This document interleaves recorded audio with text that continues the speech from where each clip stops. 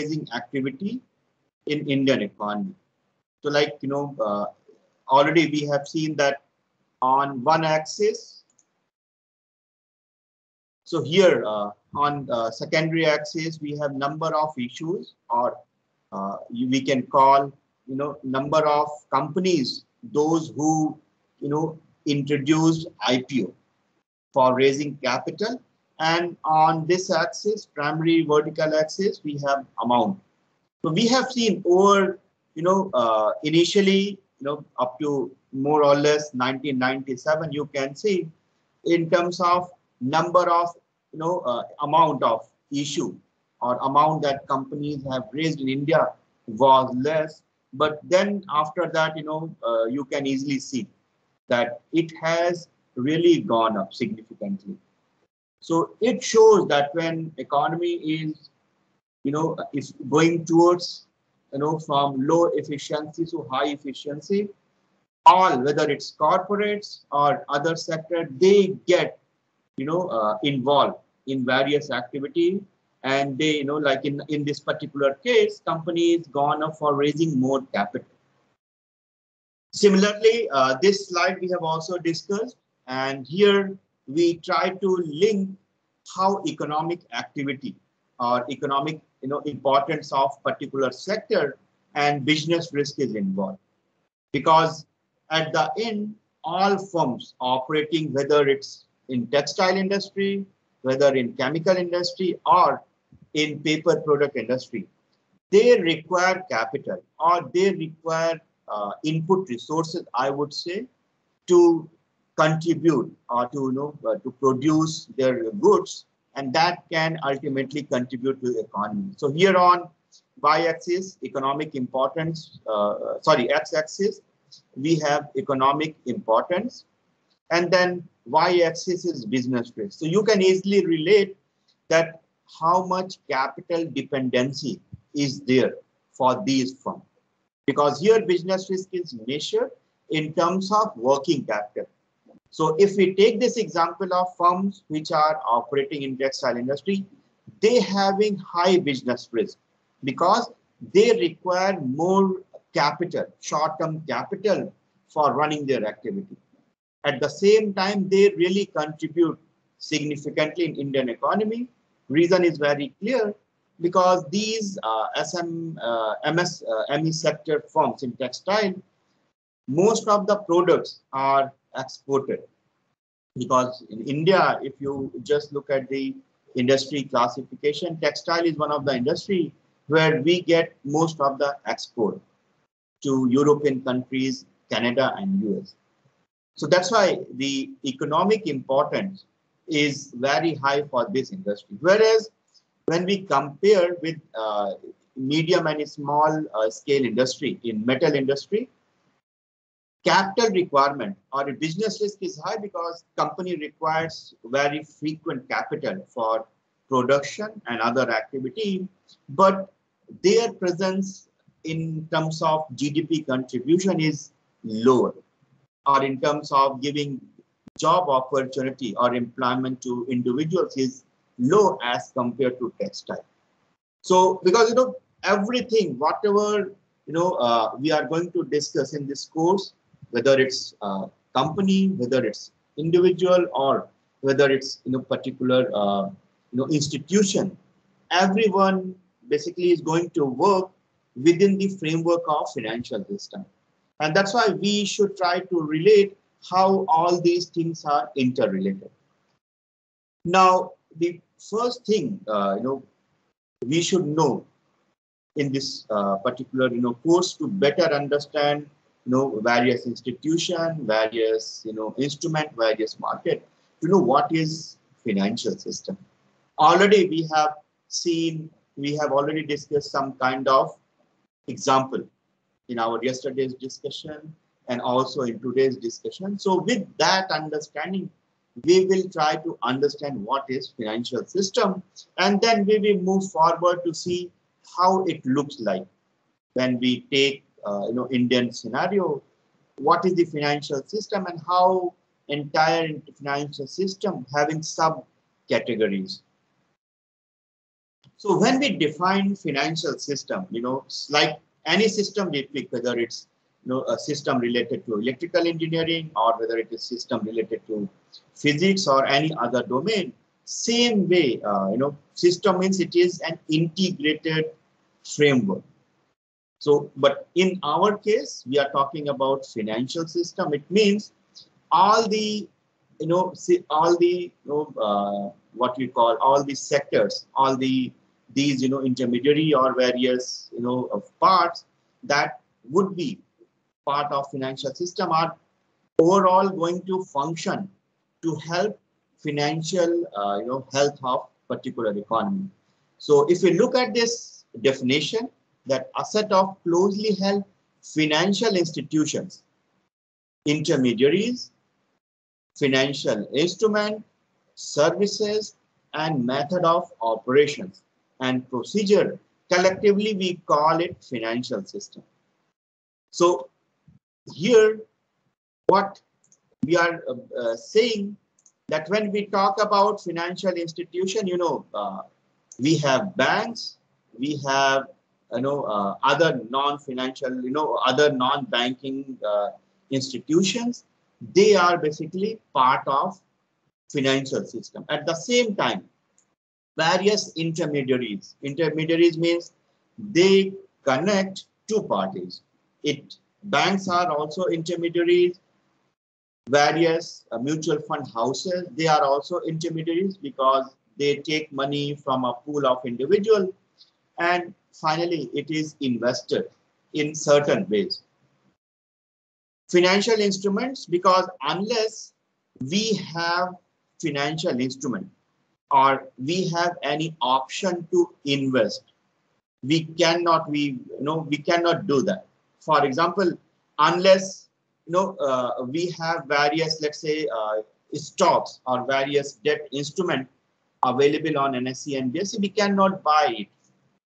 So it means there should be financial instrument that is going to be source for mobilizing all the funds from investor to borrower, or from one individual who having excess fund and another individual or another entity which is looking for the fund. At the same time, services, we will talk about various services like leasing, hiring, and then other type of services, because these are also part of financial institution, a financial system. Like, companies make many times, rather than going for raising capital, what company can do, company can take help of factors, or can go for leasing machinery. So rather than raising capital from the market, introducing IPO in NSE or BSE, raising capital, and subsequently that capital the companies can use for purchasing instrument. So rather than going that way, company can approach to a service provider or leasing company, and asset can be provided by leasing company to the firm, and then transaction will happen between the company and leasing company. It means, again, this is a kind of setup, or this is kind of mechanism by which, again, company can reuse it as substitute for going for raising capital in the market. And at the same time, there should be a set of procedure, because unless we have procedure, or if I put in another way, unless we have a proper guidelines, functioning of financial institution, intermediaries, how instruments are going to be sold and purchased, or how services are going to be provided, it cannot be achieved. So at the end, we need proper guideline. And that's why altogether, when we put this system we call, or this this close functioning of these institutions, we call financial system. And that's why I said yesterday in first session that financial institution and market, this course is like ocean.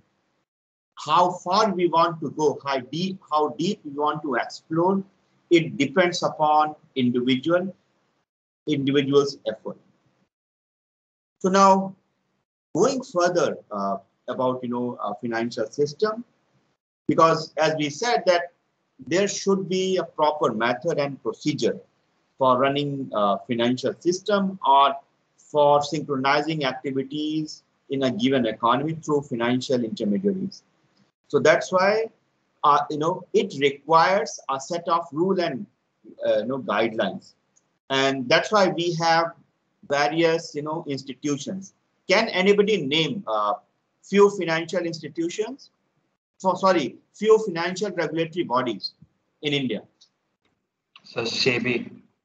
Right. Any other? Sir, RBI for banks. Exactly. It means when we are going to look at the structure of financial system, it means all these regulatory bodies are going to be part of that. So in later slide, we will see how Indian financial system look like. But by definition, we can easily see that yes, in financial system, we will have regulatory bodies, and that is going to ensure that functioning of all these institutions, all the entities are going to be followed by a certain guidelines. And the overall exercise, if you say you pick any financial intermediary, any financial institution, so what basically core activity they are doing? They are mobilizing fund, or they are mobilizing resources from surplus to deficit sector. Like if we take, let's say, example of banks, what banks are doing basically, when you are giving your money, you are depositing, your savings are going to be in the bank as saving deposits. So that deposit is going to be used by borrower. Borrower can be individual, borrower can be institution, borrower can be companies. So they are going to take loan from banks. So what is happening? Your saving is going to be channelized or going to be given to these sectors or entities where they need capital, or they need resource. In general, we can call resource, because money is basically a kind of resource for corporation, for individuals who need it. So we have bank as our intermediary, as a financial institution, and that institution is helping to connect a person who having access fund with the companies, those who are looking for the fund. So this connecting these two entities, these two individuals, is the main function of financial system. And if that connectivity is not there, then you can easily see that there won't be any growth in given economy. It is going to be stagnated economy. You won't find a growth in terms of GDP or any measure we pick for growth. You won't find any improvement. And that's why role of financial system is very important. And also, the ultimate goal of government, regulatory body, various institutions, or various instruments that exist in a country or globally.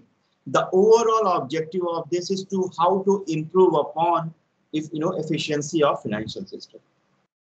Because if financial system is efficient, money can be moved from surplus to deficit sector. And if that can be achieved quickly and in a very transparent way, then there those kind of activity related to production, related to other activity that adds value to the growth of a particular country, that can easily be done. So this is how whenever we define financial system, we need to look at what are the various components. We have banks. Banks are basically financial institution. Intermediaries, those banks, mutual funds, houses, pension fund, So all these are basically intermediaries, financial instrument, because if instrument doesn't exist, you cannot, or your intermediary cannot use it. There should be some way or some mechanism to transfer surplus fund to deficit. So we need financial instrument. Services should also be required, and how everything is going to synchronize, all these activities are going to be synchronized. We need certain procedure or guidelines. Now we know what is the financial system. I'm assuming that we have a fair idea. Now, financial sector or financial system can be subclassified into two categories. One is basically formal financial system, and another is informal. Actually, this should be informal. So please correct it. This second one is informal. So formal system we can easily characterize, like banks. They are organized. There is proper institutions that are going to perform banking activity. And why it is going to, they are organized because they function under the certain guidelines of Reserve Bank of India.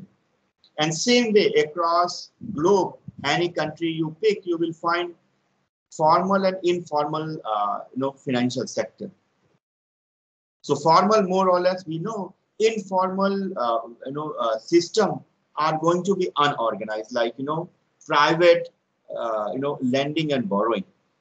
In small towns, you will find is still some kind of setup is there, where those who require fund, rather than approaching to the bank, they approach to private lender. So that kind of setup is basically informal. So we need to correct it. Basically, that system is informal financial sector or informal financial system.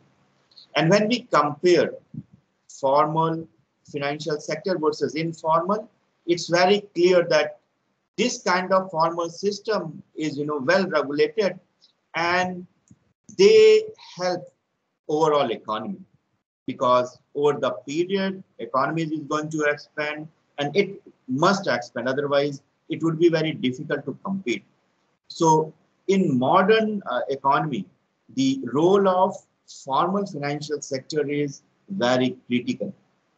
Whereas informal, it is not a sustainable model. So that's why this cannot help in achieving the modern economy, dimension.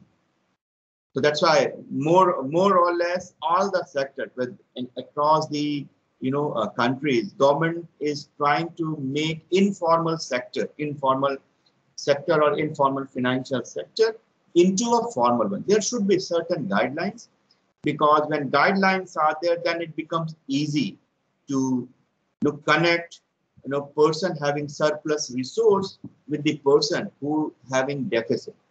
So that's why we must know difference between these two. And any question so far? So we will move further. Now, when we talk about financial system, every country is trying to achieve better efficiency or improve their efficiency of financial system. But what is efficiency when we talk about financial system, right? Because financial system is a very big. There are so many components. You have financial institution, then you have instrument, you have various services. So when we talk about efficiency, so what exactly what efficiency we are talking about? So basically, efficiency in terms of monetary system, because unless you have a proper system for related to your monetary, you cannot achieve, or your transaction cannot be foolproof. And that's why we need some kind of monetary system, so that any misconduct can be easily traced, and can benefit to individual who is looking for resources.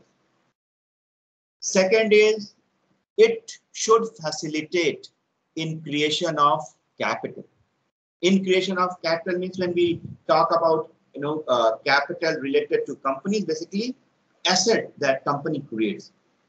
Unless financial system helps corporation in creating asset, why they need asset? Because unless they expand their machinery or their asset, they cannot improve their productivity.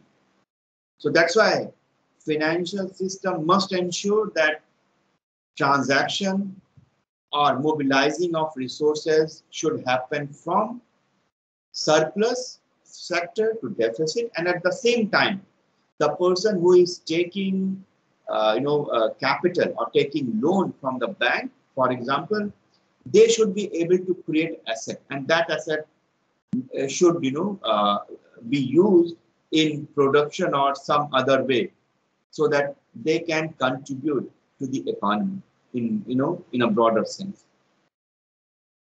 At the same time, we also need financial market, because unless financial market is going ahead and going improving, all these, whether it's related to raising capital, whether it is related to creating assets, it cannot be achieved. For example, let's say a company wants to raise capital. Unless we have NSE or BSE that can facilitate them to come forward with IPO with certain following the SEBI guidelines, unless we have that kind of market, company cannot raise capital. Or sometimes company rather than going for issuing share through IPO, company can also approach with debt instrument.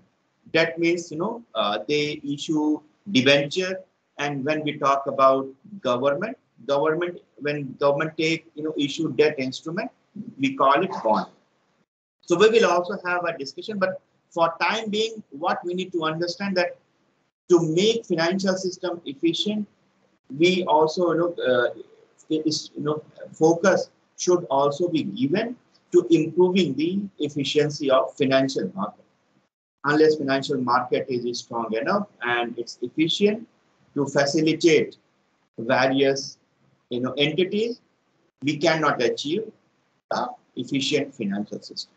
So this is what is required, or this is what characteristic of efficient financial system is when we talk about in a broader sense.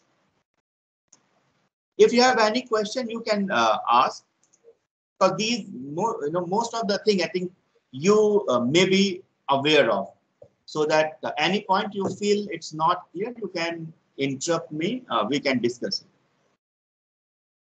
So there is a paper, because you won't find this in your textbook, but it is important to know what type of financial system exists.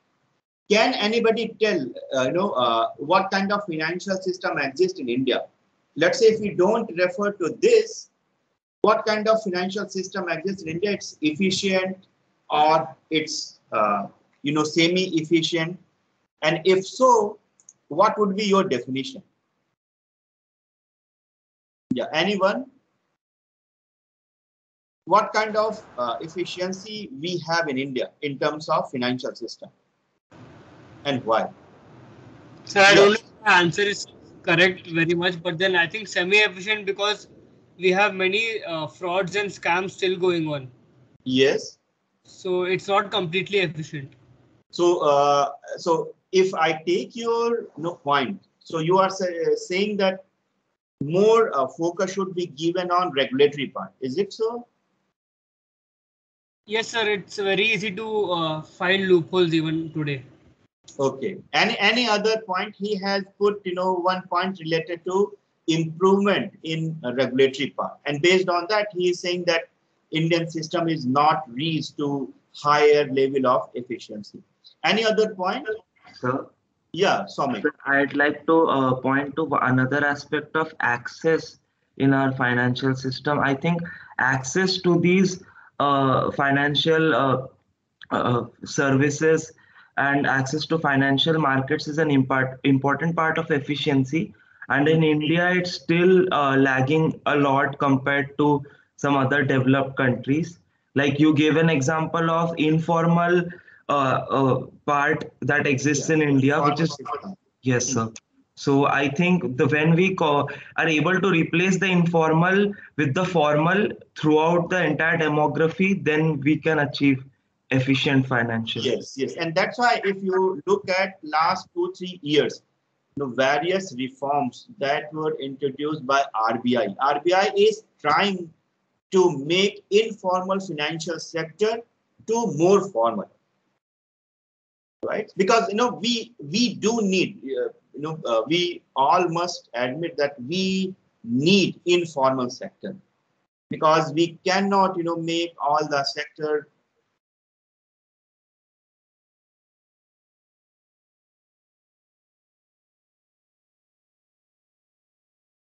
Hello.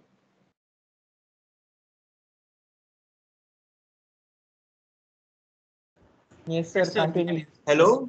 Yes, sir. Yes, sir, you are audible. I think there was some network issue here. So what we are saying that we need, you think about farmer, because if farmer, let's say hypothetical example, if we take farmer need only 2,000-3,000 of rupee. So do you think farmer should approach to the bank for that? So what generally alternate setup could be in helping groups? Now government has trying to set up this kind of group or some kind of cooperative societies. So rather than approaching to the bank or using their credit line means if facility is available with the farmers, that they can get certain amount on credit basis from the bank. Means of course they will have to pay back after certain time period. So rather than approaching to the bank, they can approach to informal setup like cooperative society or some kind of self-governing body within the village. Because every time for it is easier to conclude, or it is easier to assume that every time we should go and ask money to the bank. But that cannot be a foolproof setup. We need some kind of flexibility where rather than approaching to the formal sector for financial need, we can still approach to informal. And especially if you Soumik, you had some point? Yes, sir. So yes, sir, I understood at very root level, when we are talking about villages and farmers, we need to have some sort of informal setup. Sir, so how do we enforce any sort of regulation in such situations? Yeah, even for what is happening for this kind of village level setup, state government, they are trying to train people who are handling, especially there will be treasurer, there will be some other person like president.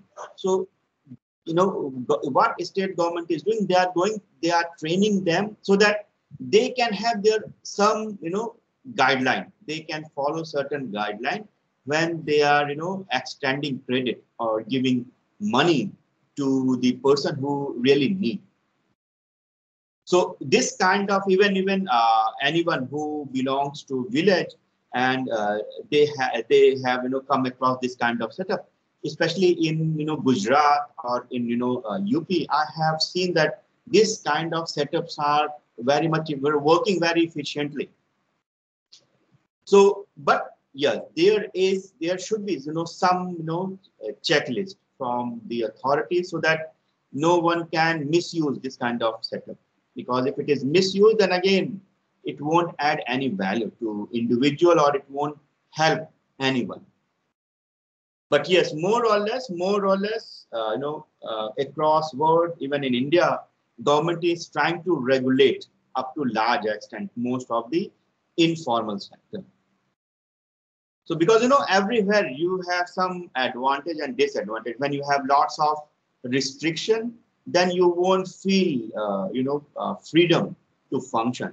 So either it should come from the government side, some kind of freedom when you take, especially when you take loan, and because of certain reason you are not able to return it, because government and banks are especially banks are bound to follow their guideline, RBI guideline. So they may not able to help you to individual in their own capacity unless a new guideline comes from the RBI. But this kind of groups, they can have some kind of flexibility in extending support to odd cases where they genuinely need some kind of extension in paying back to amount that they have borrowed in previous time period. So that's why more or less we everywhere attempt is being made to make informal sector formal, but still there is a scope where informal sector can also contribute to the economy by having some kind of internal regulations. So we talked about how Indian economy, in your opinion, is, whether it's efficient. Of course, it is not, but we may call it, somewhere moderately efficient financial system. Now, what has happened? Two authors, Kunt and Levin, what they have done, they looked at 150 different countries, and they tried to see whether financial system in these countries follow what type of structure. So they classify financial system into two categories. One category, they call it bank-based. And second system, or second type of financial system, they classified as market-based financial system. So what is the difference between these two? By name itself, in bank system, banks' roles are very important. And they play major role in mobilizing savings, which is the major function of financial system, allocating capital, overseeing investment decision of corporate managers, and providing various type of risk controlling mechanism. So, and especially countries, even if you go and just look, case of Japan, you will find in Japan all the big corporates or all big companies are connected with the banks. It means every system, every mobilization of fund takes place through banks, and that's why in countries like Japan, in Germany, France, Italy, these systems are basically bank-based system, bank-based financial system. So even if you just type, I think Keiretsu is a term which is used in Japan that tells about nature of corporates and banks. So let me just confirm what is the name, so that if you are more interested, you can further read.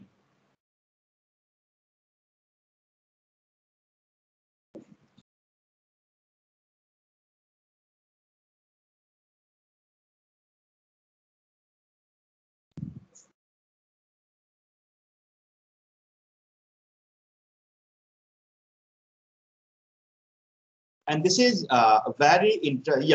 it is. I'll show you how it functions, especially in case of Japan.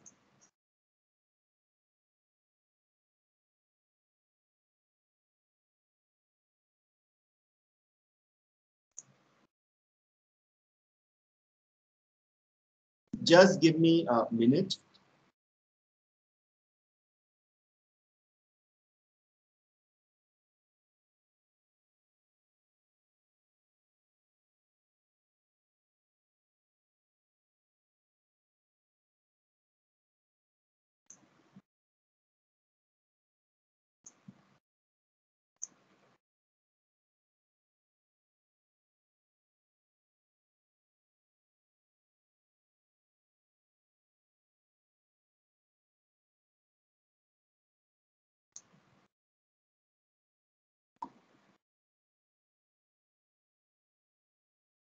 So I am sharing this screen.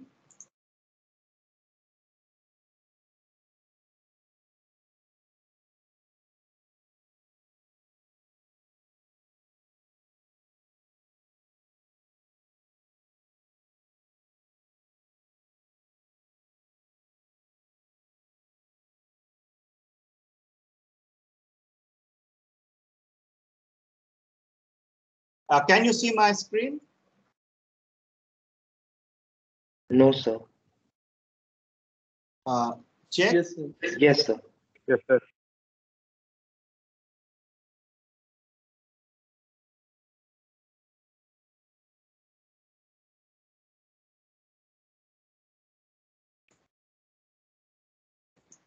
The sharing, I don't know why it is not.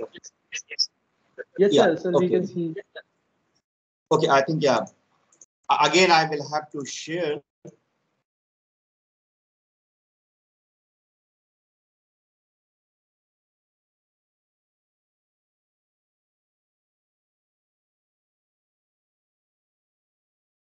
Can you see now?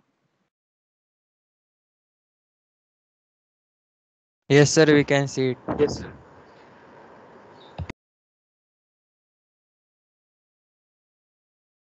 Hello? Yes, sir. Yes, Okay, yeah. Yeah. So this is what I was talking about. Like in Japan, if you go, this is very interesting. You will find n number of case studies, and when you compare this system with Indian system, you can easily differentiate. In India, probably in early 90s, you may find that everything was around the banks. But now we are moving. You can easily see that transition. Now we are moving from a bank-based financial system to market-based. Still, it is happening. We are in somewhere in transition period, but it is happening in India. But in Japan, you can easily find, here you see in the middle, all the banks are there. It means most of the transaction that you will observe, it is happening through the banks. So there is a central bank, and central bank, or you can call commercial bank, in a network form, they are providing various resources, basically the capital resources to corporates. And that's why in Japan, this is a classic example of bank-based financial system. And still, it is very much prevalent in case of Japan. Whereas now we will come back to our earlier discussion.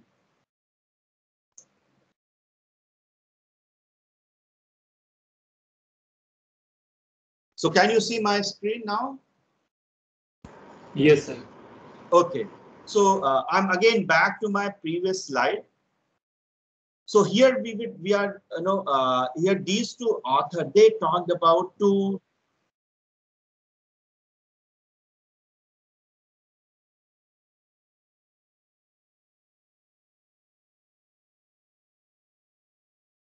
Hello? Yes, sir, you are audible. Yes, sir. Yeah. So here you can easily see that even financial system itself having, earlier we talked about two classification, formal, informal financial system, and another financial system types are bank-based and market-based. And here you can easily see US, UK, Singapore. These are economies where market-based financial system exists. Everything is based on the market. Even company wants to take raise capital rather than approaching to the bank, they would prefer to approach individuals, or they would prefer to approach to their exchanges, whether it's NYSE, NASDAQ, ARCA, or MX, anyone, for raising capital. It means company will rely more on market rather than more on banks. So what kind of implication we will have if a country having bank-based system, they will try to establish a good relationship with the bank. Whereas when we talk about market-based financial system, in market-based financial system, company will have to ensure that overall they maintain transparency and there is a clear visibility of their activity. Because unless company perform well, nobody will give a single cent to them, or nobody will buy their share.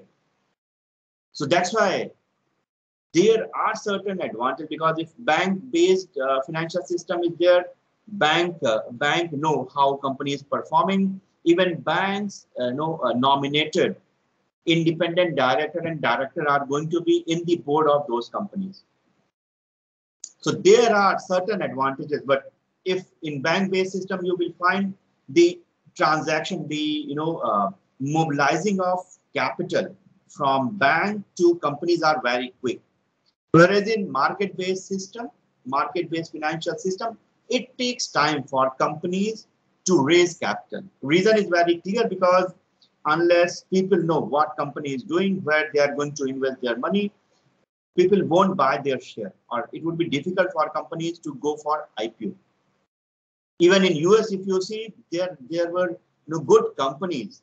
They were doing excellent, but they listed or they went for public or they listed in any exchange very late.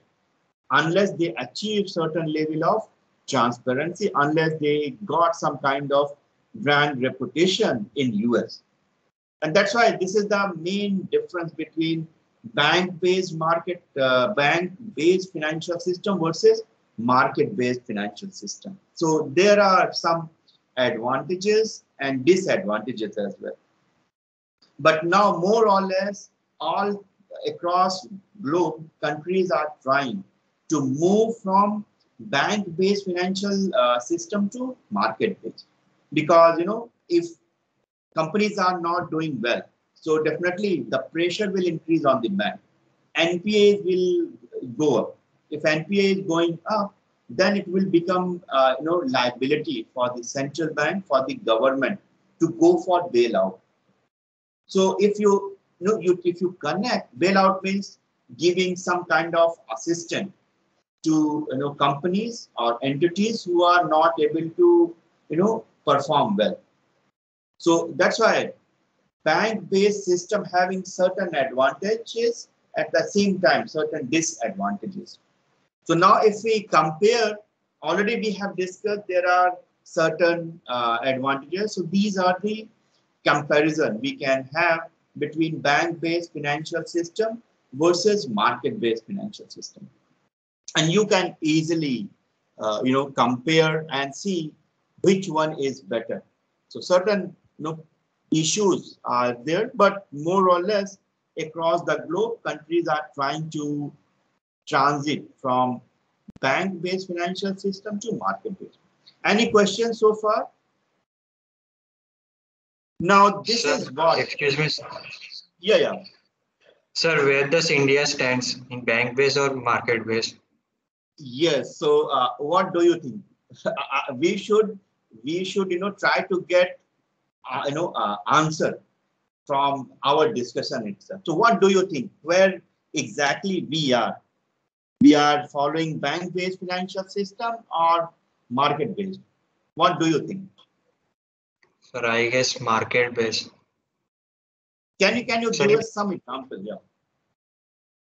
Sir, after the COVID, we can see that a lot of IPOs are coming. So it's I think a transition period from bank-based to market-based. Yes. I think, yeah, majority of us who are present right now in this session, I think majority of us would say that we are in somewhere in transition period, because if we look at up to 2000, so everything for every capital requirement. If you please remember our first slide. In first slide, we have seen that companies were not very much sure about raising capital from the market. That's why in terms of number of IPO, in terms of new issue was less up to 1997-98. But after that, what we see that companies were happily coming forward. They were, issuing IPO to raise capital. So that first slide itself will help you to answer this question that till 1997, or we can say up to 2000, banks were dominating. Major source of capital were the banks. But after that, reforms happened and it started, showing its impact. Market-based, we try to switch from bank-based financial system to market-based. And still, it is a gradual process. We cannot achieve immediate transition from pure bank-based to pure market-based, but we are somewhere in between. So this, I think, this is answer. This could be your, appropriate answer for your question. Yeah. Any other question? Sir, Yeah. what is meant by free rider problem here? A free rider problem means you take undue advantage of system. Free rider means, you have some access. Let's say one company having a good, relationship with the bank, and that relationship company misutilize for certain activity. So we call it free rider problem. So how we see, these advantages and disadvantages, can be seen how, you see the relationship. Like here, it is, saying that in case of bank-based financial system, no free rider problem. So what assumption is made when, this advantage is made, that because bank officials will be part of board of director in the company. It means bank can easily see what is going on within the company. And if they can see that company cannot misutilize, their, connection, misutilize their relationship with the bank. But at the same time, we have n number of examples. We have Kingfisher. Kingfisher had good relationship with the bank. Even banks were monitoring, but they have not done a good, ethical job. And that's why we have, this NPA problem because of, so that's why this, how we see, if one ideal way of seeing that if bank is monitoring, then chances are very unlikely that company will use, this relationship, bank and, company relationship for any misconduct. But we have example where it has been used as free rider, right? And that's why I'm saying from what perspective, if we look from ideal scenario, yes, when information is shared between the company and the bank, then company cannot mislead to the bank. But at the same time, possibility do exist that this relationship, bank and company relationship, can lead to free rider problem, and that result as NPA. And that is the one of the reason why we are moving from pure bank-based financial system to market-based, so that pressure on banking system can be reduced up to large extent. Any other? This is, we will discuss, from this slide onwards. And remember, this is what we will try to, understand in this entire semester. This is, financial system. So we will start our discussion from this slide onwards tomorrow. And if you have any question, I would like to take. Otherwise, we will, close today's session. Yeah. Any question up to this slide? Previous slide. If you have any question, I'll take it.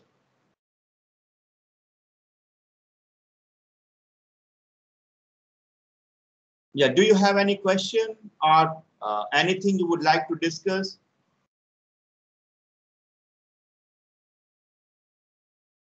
Fine. So I believe at least whatever we have discussed in today's session, you all able to get it up to large extent. And still, if you feel any anything that we couldn't discuss or it is not clear to you, in tomorrow's session I'll take it.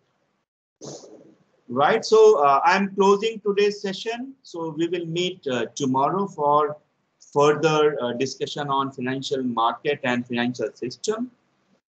Right. So thank you. Thank you, sir.